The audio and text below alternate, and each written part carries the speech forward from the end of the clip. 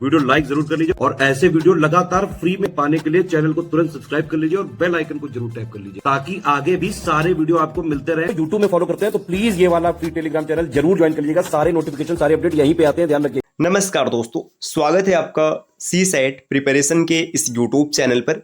साथियों, आज की इस वीडियो में हम लोग यूपी पीसीएस प्री 2025 के लिए सी सेट हिंदी के टॉप 250 क्वेश्चंस के सीरीज में एक और महत्वपूर्ण क्लास के साथ हाजिर हैं, जिसमें प्रश्न संख्या 121 से आगे बढ़ेंगे। देखिए, अगर इससे पहले की वीडियोस आपने नहीं देखी है तो आप प्लेलिस्ट में जाकर ज़रूर देखिएगा। यह सीरीज यूपी पीसीएस के साथ साथ अन्य जितनी भी प्रतियोगी परीक्षाएं हैं उन सब के लिए भी समान रूप से उपयोगी है। तो दोस्तों, शुरू करते हैं आज के इस इंटरेस्टिंग क्लास को। इससे पहले एक ज़रूरी सूचना है। देखिए, यूपी पीसीएस प्री का जो एग्ज़ाम है, अब इसमें मुश्किल से 8 से 9 दिन का समय बचा हुआ है। अगर आप चाहते हैं कि एग्ज़ाम में आपका स्कोर बेहतर हो, अपने लेवल को बूस्ट करना चाहते हैं, तो बचे हुए समय में आपको यूपी पीसीएस प्री 2025 के मेंटरशिप बैच को ज़रूर फॉलो करना चाहिए।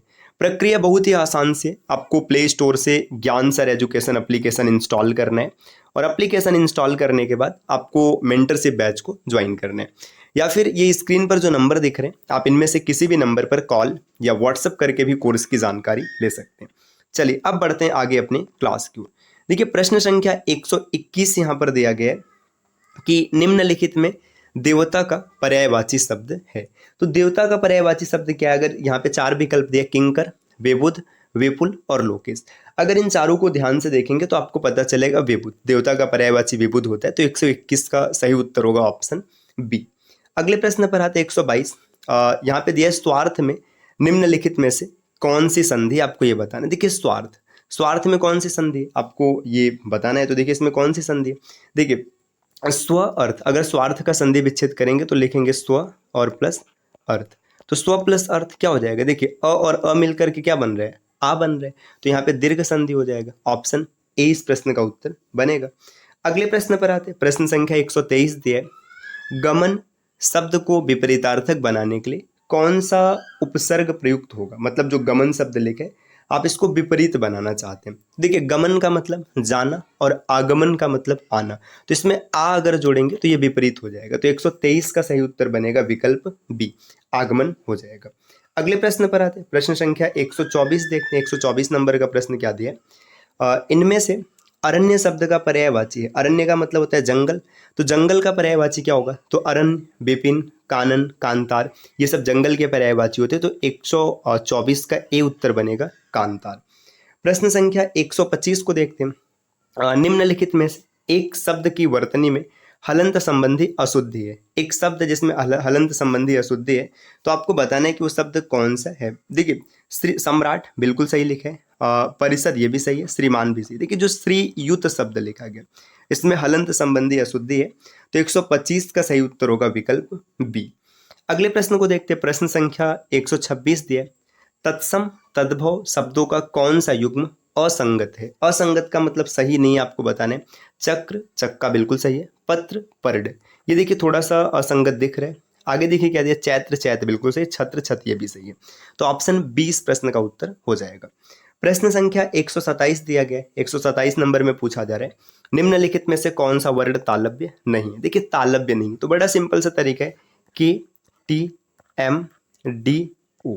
देखिए, क वर्ग होता है कंठ, इसके बाद च वर्ग होता है तालव्य, इसके बाद ट वर्ग होता है मूर्धन्य, फिर दंत और फिर ओष्ठ। इसमें तालव्य नहीं है। तालव्य नहीं मतलब देखिए, च, छ, ज, झ, ये सब तालव्य होंगे। देखिए, ये भी होगा, ये भी होगा, ये भी होगा। तो क इस प्रश्न का उत्तर बनेगा। 127 का ए बिल्कुल सही उत्तर हो जाएगा।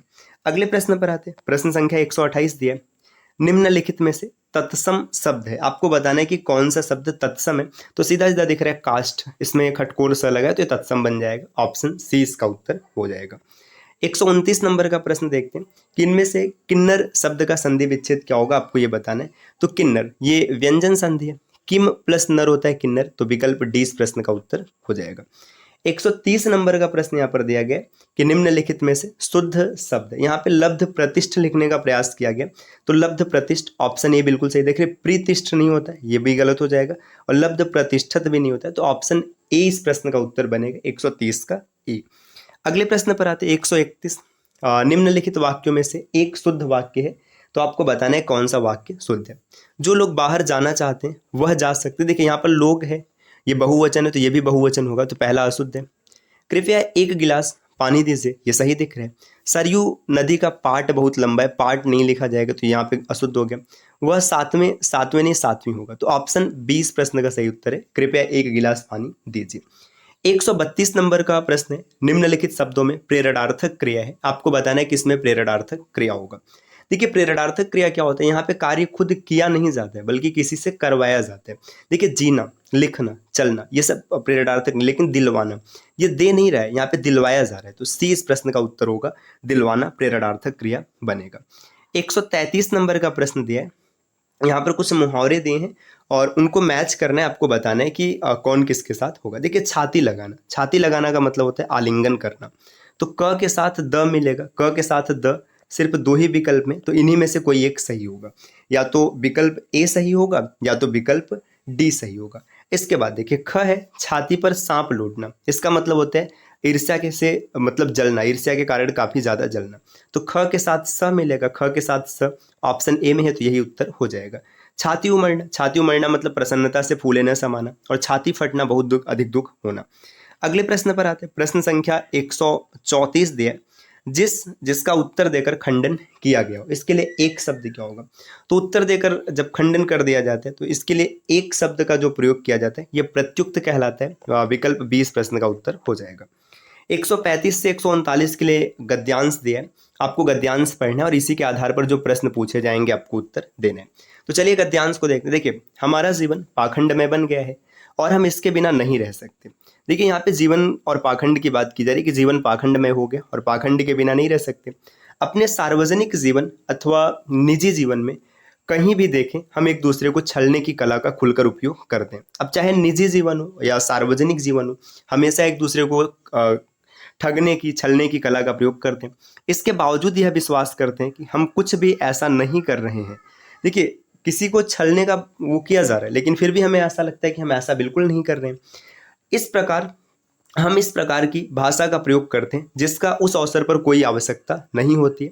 हम किसी भी बात को यह जानते हुए कि वह सही अथवा सत्य नहीं है, लेकिन उसके प्रति निष्ठा या विश्वास इस तरह प्रकट करते हैं जैसे हमारे लिए वही एकमात्र सत्य है। हम सब इसलिए सरलता से कर लेते हैं क्योंकि आज पाखंड और दिखावा हमारे जीवन का अभिन्न अंग बन गया है।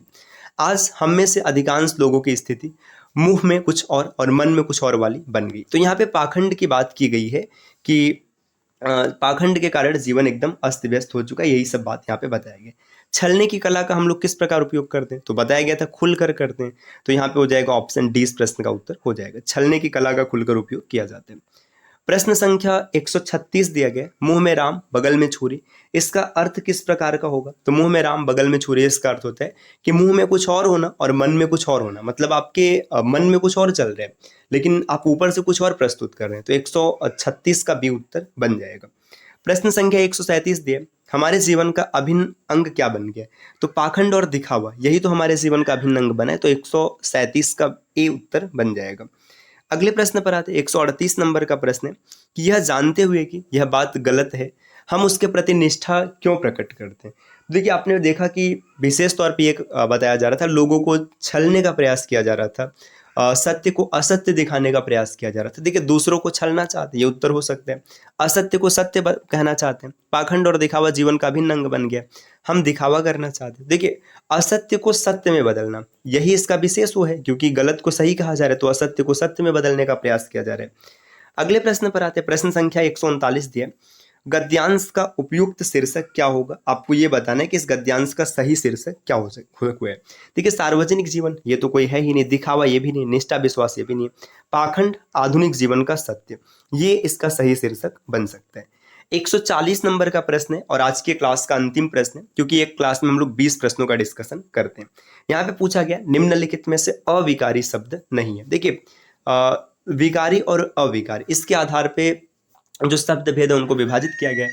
विकारी शब्द ऐसे होते हैं जो लिंग वचन कर्ता के अनुसार परिवर्तित हो जाए, है ना, और अविकारी शब्द वे होते हैं जो लिंग वचन और कर्ता के अनुसार परिवर्तित ना हो। तो शुरू के 4 संज्ञा, सर्वनाम, क्रिया और विशेषण, ये विकारी शब्द होते हैं। और उसके बाद के 4 शब्द क्रिया विशेषण, संबंध सूचक अव्यय, समुच्चय बोधक अव्यय और एक जो विस्मयादि बोधक अव्यय, वो अविकारी होते हैं।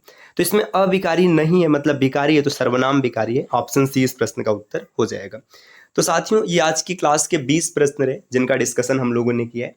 इस प्रकार की वीडियोस आपको लगातार मिलती रहेगी, बस इसके लिए आपको चैनल को सब्सक्राइब करना है। और अगर आप यूपी पीसीएस प्री 2025 में अच्छा स्कोर करना चाहते हैं तो आपको ज्ञान सर एजुकेशन एप्लीकेशन से मेंटरशिप बैच को जरूर फॉलो करना चाहिए। प्रक्रिया बहुत ही सिंपल सी है, आपको प्ले स्टोर से एप्लीकेशन इंस्टॉल करके कोर्स को ज्वाइन करना है, या फिर स्क्रीन पर ये जो नंबर दिख रहे हैं आपको इनमें से किसी भी नंबर पर कॉल या फिर व्हाट्सअप करके कोर्स की जानकारी प्राप्त कर लेनी है। तो दोस्तों, मिलते हैं आपसे अगले वीडियो में कुछ नए और इंटरेस्टिंग इन्फॉर्मेशन के साथ। तब तक के लिए नमस्कार।